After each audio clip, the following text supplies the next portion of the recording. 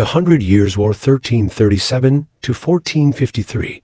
This was a series of conflicts waged between England and France over claims to the French throne and territorial disputes. It had profound effects on both countries, shaping their national identities and military tactics. The following is a list of the 10 most iconic and bloodiest battles in the campaign. June 24, 1340. The English Channel near the port of Sluis becomes the stage for the first major conflict of the Hundred Years' War, the Battle of Sluis. King Edward III of England, seeking to assert his claim over the French throne, commands a formidable fleet of 120 ships. His objective: to destroy the French naval power that threatens his lands and assert his dominance over the seas.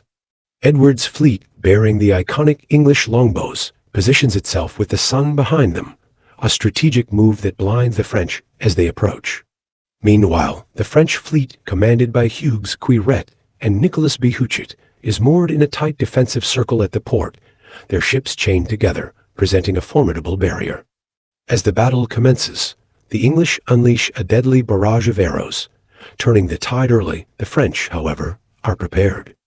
Their crossbowmen return fire, but are overwhelmed by the speed and range of the English longbows.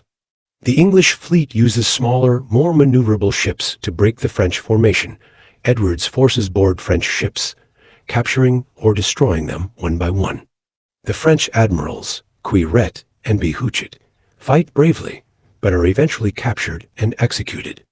The Battle of Sluis marks a decisive victory for Edward III, establishing English naval supremacy and setting the stage for further English invasions of France. August 26, 1346. The fields near Carsaille, France, are about to witness one of the most significant battles of the Hundred Years' War. Here, the English army under King Edward III, despite being vastly outnumbered, prepares to face a formidable French force. Edward's troops, including a large contingent of Welsh and English longbowmen, take their positions on the high ground, forming a defensive line with sharpened stakes to repel cavalry charges. As the French army approaches, the English archers stand ready.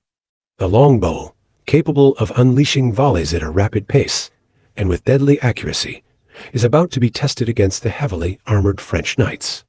The battle commences with a French cavalry charge. However, the soft ground and disciplined English volleys create chaos. Horses and knights fall prey to a storm of arrows, their armor proving no match for the longbow's piercing power. Wave after wave, the French forces attempt to break the English lines, but each charge is repelled with heavy losses. The superiority of the English longbowmen becomes clear as they decimate the advancing troops. King Edward III, observing the battle from a vantage point, commands with calm and precision.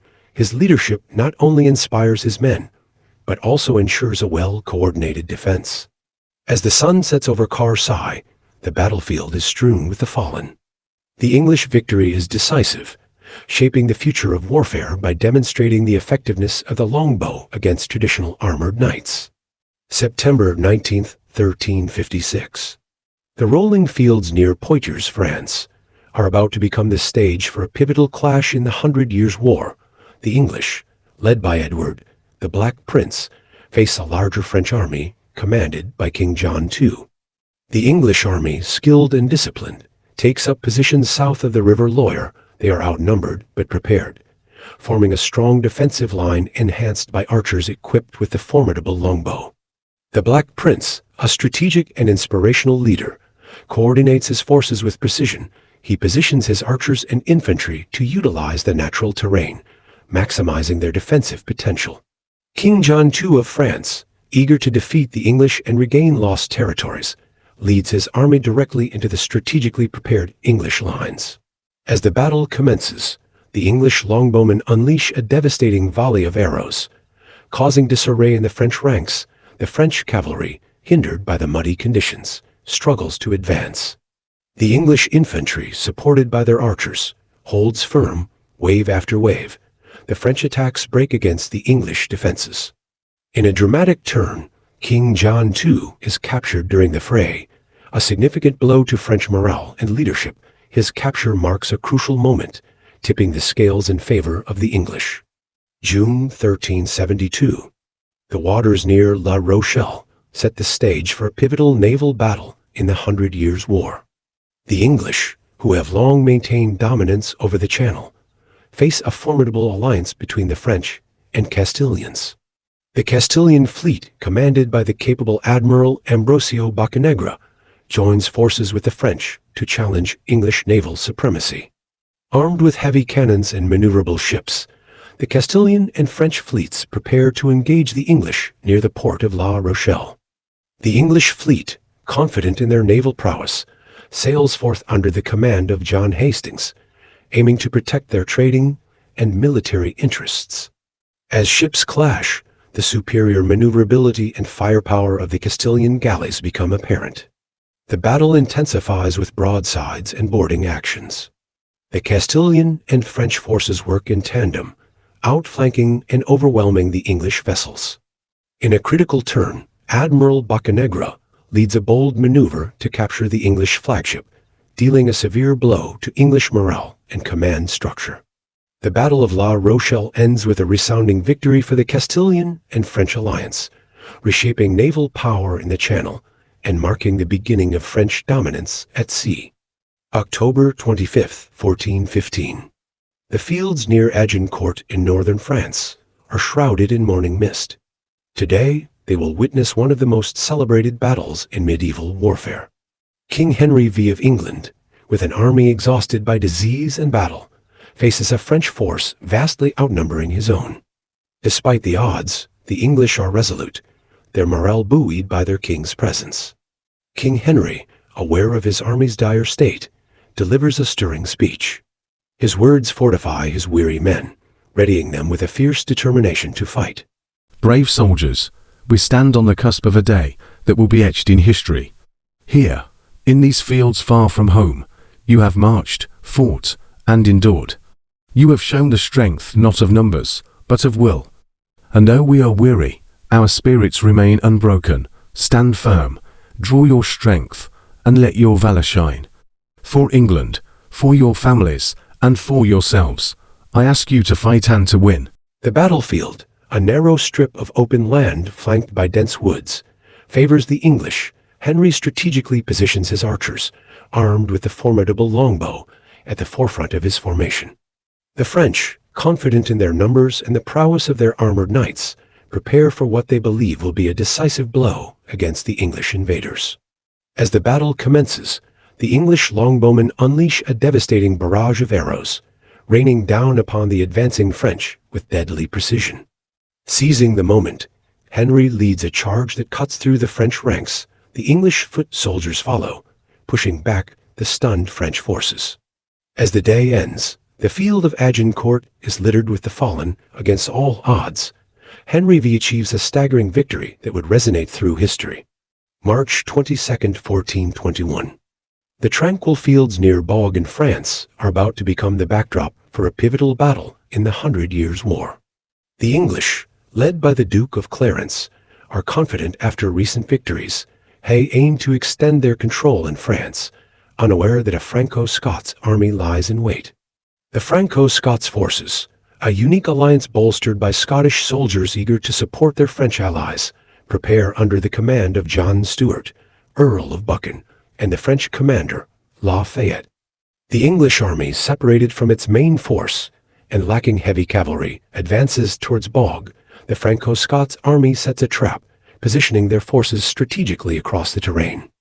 As the English cross the bridge near Bourg, they are suddenly ambushed. The Franco-Scots forces unleash a devastating attack that catches the English off guard.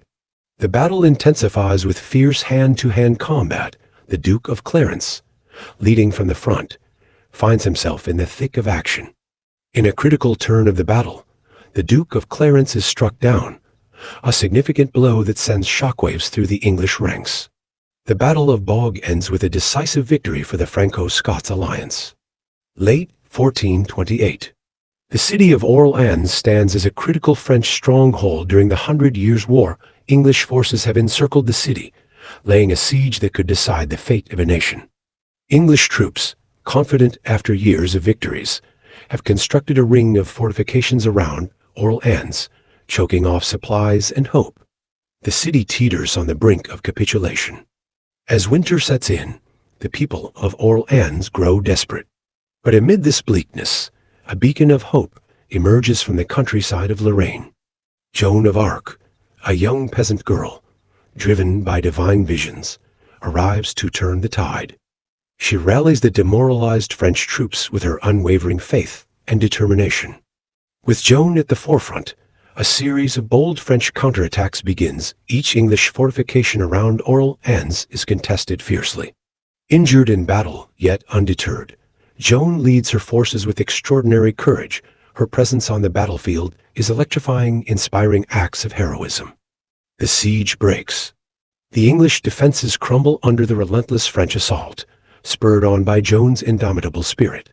The siege of Orleans becomes a turning point in the 100 Years' War. Joan of Arc's pivotal role marks the resurgence of French fortunes and morale, igniting a flame of patriotism that will burn for centuries.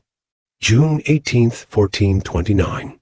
The fields near Patay become the stage for a pivotal moment in the 100 Years' War, just weeks after the French victory at Orleans. Inspired by Joan of Arc, the French forces, rejuvenated and emboldened, seek to capitalize on their recent success.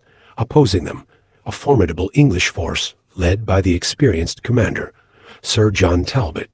The French, commanded by Jean d'Orleans and La Hire, are not just fighting for land, but for a renewed sense of national identity, fueled by the charismatic Joan of Arc, who is present on the battlefield, instilling courage. The English, confident in their fortified positions and longbowmen, underestimate the strategic prowess of their adversaries. As the battle commences, the French cavalry, avoiding the lethal English archers, charge unexpectedly through a flanking maneuver, quickly overwhelming the English vanguard. The English lines break under the ferocity of the French attack. In the chaos, Sir John Talbot is captured, a significant blow to English morale and leadership. The Battle of Patay marks a turning point. With Talbot's capture and the rout of the English forces, the path is laid for further French victories, reinvigorating the campaign to reclaim their homeland. April 15, 1450.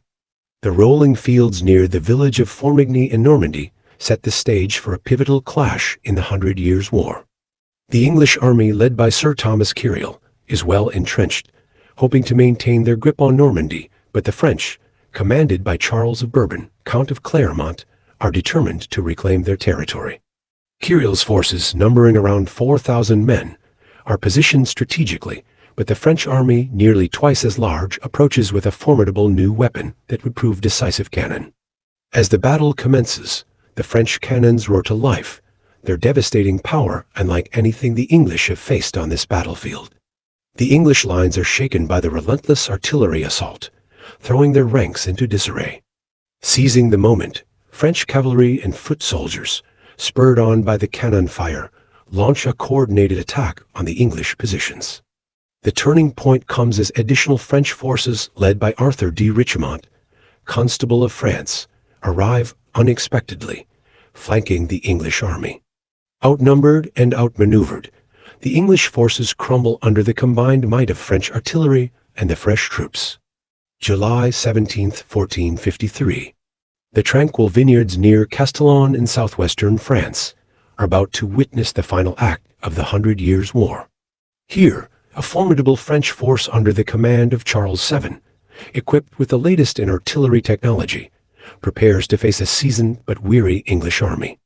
The French have established a strong defensive position, anchored by a powerful artillery train. Their cannons, positioned on a ridge overlooking the battlefield, are ready to unleash a devastating barrage. The English, led by the veteran commander Lord Shrewsbury, march into the valley, confident yet unaware of the lethal firepower awaiting them. As the battle commences, the French artillery roars to life, sending iron death across the fields. The English advance is met with explosive force, throwing their lines into chaos. The relentless artillery fire shatters the English morale and disrupts their formations, making it impossible to mount an effective charge. Seizing the opportunity, French cavalry and infantry launch a coordinated counterattack. They sweep through the disorganized English ranks, cutting down the fleeing soldiers. In a pivotal moment, Lord Shrewsbury himself falls to a French cannonball, a symbolic end to English hopes. The Battle of Castellon decisively ends with the French routing the English, marking the cessation of English territorial ambitions in France, save for Calais. This victory not only concludes the 100 Years' War, but also heralds the rise of artillery as a dominant force on the battlefield.